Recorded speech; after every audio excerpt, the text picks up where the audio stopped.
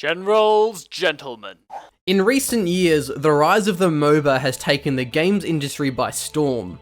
The monolithic League of Legends and Dota make up what is the world's most popular video games, both in terms of its consecutive player base as well as their massive esports scene.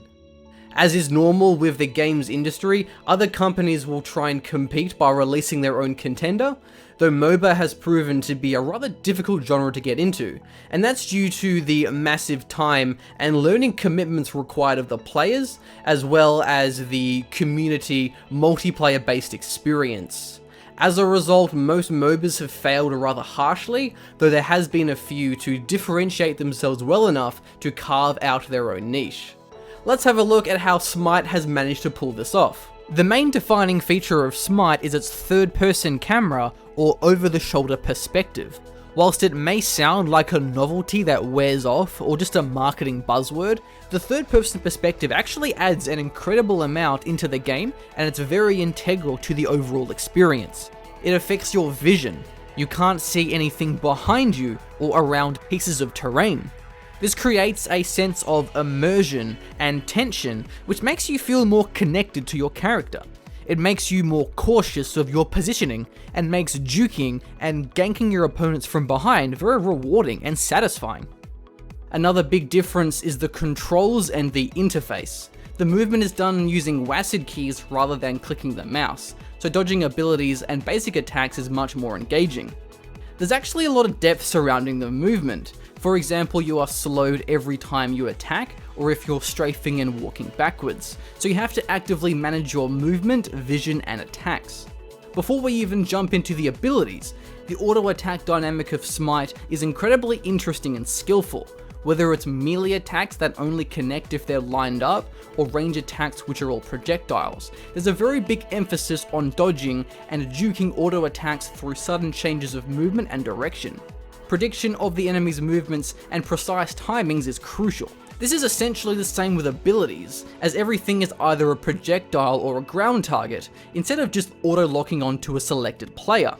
This is really why I enjoy playing Smite, because of the focus on individual skill and how mechanically demanding it is. This combined with the WASD movement and third-person perspective, which often hinders your vision, makes the combat much more challenging in a really satisfying and visceral way. Let's compare this to other MOBAs. For example, in League of Legends, there are champions that literally have all of their abilities as targets that are impossible to miss. Or in Dota, there are plenty of heroes that have passive abilities, replacing active ones entirely. Whilst there's obviously still a huge level of skill in terms of the tactics, positionings, and timings, I find these games just aren't as mechanically satisfying because they aren't as hands-on. I find the combat of Smite is also a lot more reactionary than other MOBAs, and that's due to the abundance of CC, or crowd control. This provides plenty of tools for punishing your opponents, and creates an interesting counterplay, because aside from just dodging and juking, there's a lot of options for mitigating or counteracting the CC. Most notably is the 2 active item slots to provide you a certain touch of utility. The beauty of the active item slots is that it's separate to the normal 6 items, so it doesn't actually take up a valuable item slot that would otherwise affect your normal itemization. For example, Purification Beads is an active item that will purge any CC and grants further CC immunity for a short duration. Alternatively, many of the gods have ultimate abilities that will briefly grant you CC immunity. However, both of these methods have very long cooldowns, so you have to be quite tactical with how you manage your abilities and items. Let's take 2 hypothetical engagements and break them down. In League of Legends, Lux lands the Light Binding Snare onto Lucian, which prevents him from escaping out of the entire burst combo, which kills him immediately. In Smite, the same thing happens. Poseidon lands his Whirlpool onto Anhur. This slows him down and cripples him, which prevents him from escaping with his leap. But instead of just immediately dying, Anhur activates his Desert Fury ultimate to grant him CC immunity. Since he's now cleansed the Whirlpool, he can actually leap out to avoid the Kraken. Anhur then throws an Impale at Poseidon, which stuns him into the wall, so Poseidon responds by cleansing the stun with Purification Beads, and that leads to a few more seconds of juking each other's attacks, and the engagement just keeps going on and on. It's a really exciting and interesting dynamic, with so much back and forwards interaction, counterplay, and individual skill differentiators. Another great part of Smite, which is unique to MOBA, is how the audio is implemented in a way that actually affects gameplay. This is especially strengthened by the limitation of the vision. Listening into the game sounds can reveal the actions and movements of nearby players. Every ability has a distinct sound, and certain abilities can be heard from quite far away, even if they can't be seen. For example, Loki can be heard when he activates his stealth, so if you're attentive, you can hear him coming and predict his gank. Rama's dash or Astral Barrage ultimate can be heard, so you know when you need to stop running and start juking, even with your back turned to him. Alternatively, if you walk past a jungle camp, you can hear the enemy fighting them, so you know exactly where they are and can decide whether or not you want to actually invade. It's especially great the way these gameplay affecting sounds seamlessly blend into the background noises, so it always feels very subtle and quite natural. What I also love about Smite is the shift in focus from extended farming to more action and objective team-focused play. The jungle is scattered with various camps to provide valuable income bonuses and buffs. Due to the value of these camps, they also often are fought over and provide a means for contention. The map of Smite is also quite small, which further incentivizes players to rotate out of their lanes and fight over these objectives and buffs.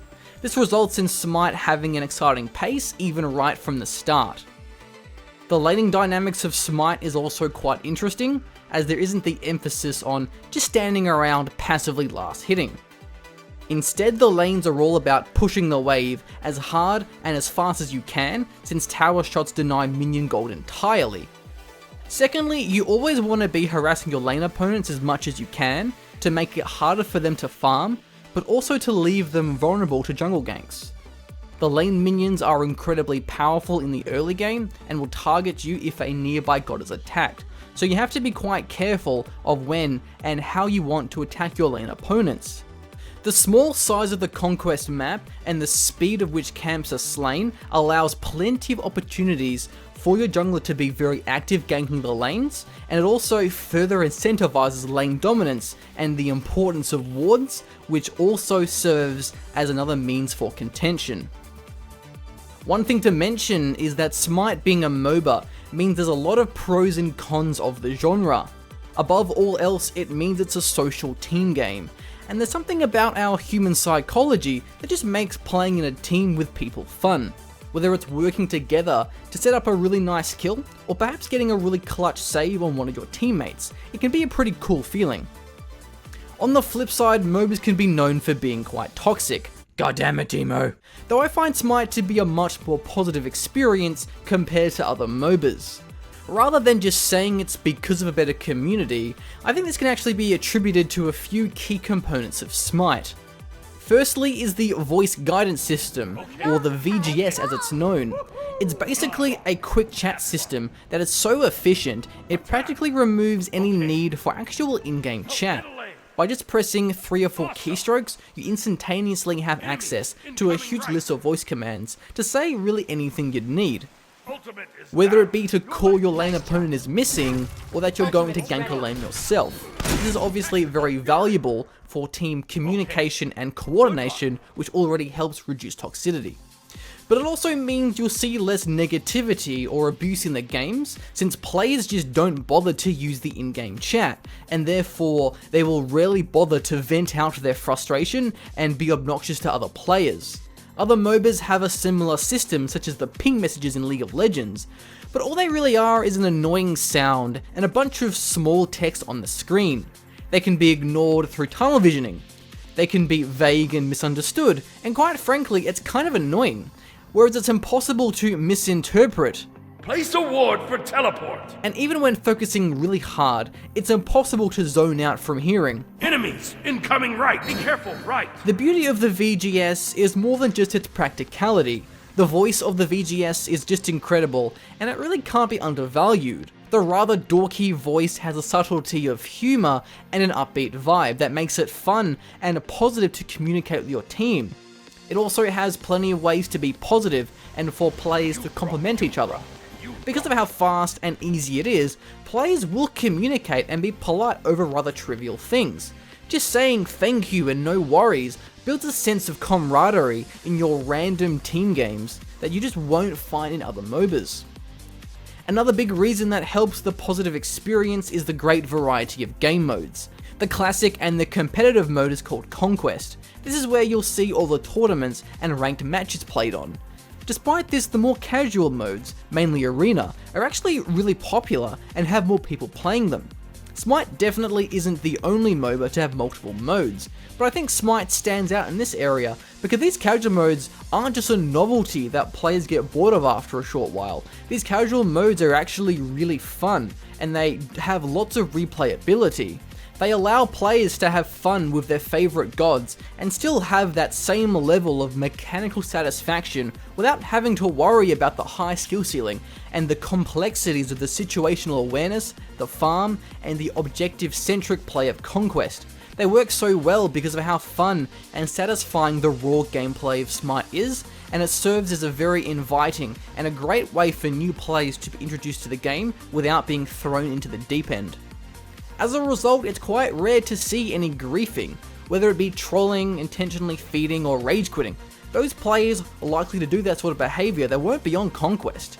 Instead, they'll be on those casual game modes. But since nobody in those modes really takes the game that seriously, and since it's a very short game length, there isn't really any cause or motivation for obnoxious behaviour.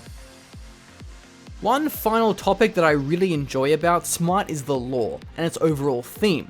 I think it's pretty fair to say that the Battleground of the Gods is a pretty badass title.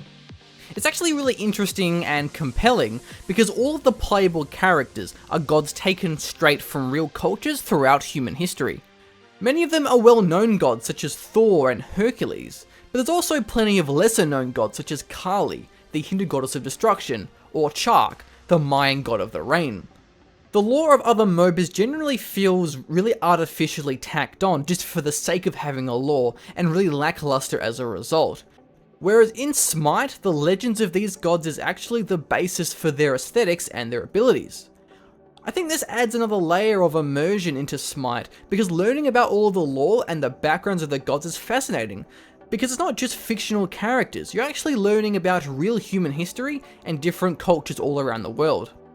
So to sum up why I think Smite is awesome, it's because of the focus on individual skill, with an incredibly satisfying set of controls, mechanics, and abilities that make Smite feel much more immersive, tense, and satisfying than other MOBAs. The interaction and dynamic with other gods is very interesting and back and forwards with plenty of tools for outplaying your opponents. The pace of Smite flows very well with a more active laning stage and jungle, which transitions into an objective and teamfight focused mid to late game. Smite is an upcoming esport title boasting a Season 1 World Championship with a prize pool of over $2.6 million. To top it off, the casual game modes are a great way of introducing new players to not only Smite, but to MOBAs as a whole, especially as it has a really fair free-to-play business model. And that's it for me, folks. My name has been The Machine. Thank you for watching, and be sure to subscribe to the channel for more Smite content, as I do a lot of shoutcasts here in the lands of Oceania. See ya.